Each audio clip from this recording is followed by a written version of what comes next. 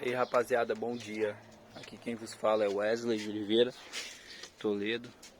Eu tô aqui no Palio 96, motor Fiasa. Do nada ele parou de funcionar a ré, o pisca-alerta e desse lado aqui direito, traseiro. Aí o que eu fiz? Eu abri,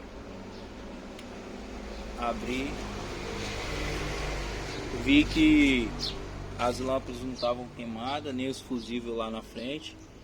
Aí eu abri, eu tirei, desengatei o chicote dele e vi que nesse chicote dele aqui as saídas estavam enferrujadas e estavam sujas de poeira. E o que eu fiz? Eu passei um óleo de motor nas pontas, passei o pano para secar, tirei a sujeira, dei uma limpada e voltou a funcionar a luz de ré e a luz de seta. Aqui é os fusíveis dele, tá tudo normal, sem nenhum queimadinho, sem nenhum queimado.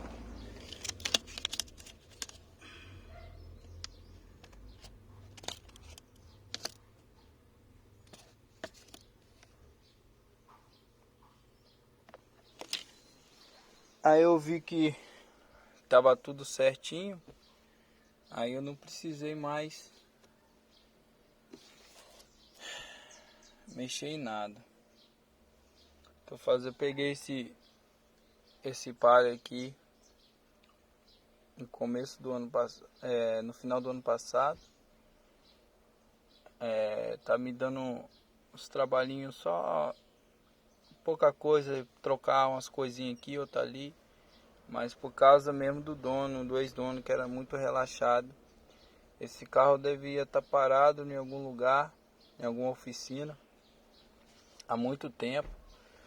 Aí eu fui lá ver o carro, falei, eu vou comprar esse carro. Acabei comprando esse carro, né, por 5.000, mas eu já gastei uma nota nele para poder arrumar a suspensão, trocar os pneus. Aí devagarzinho eu tô mexendo nele.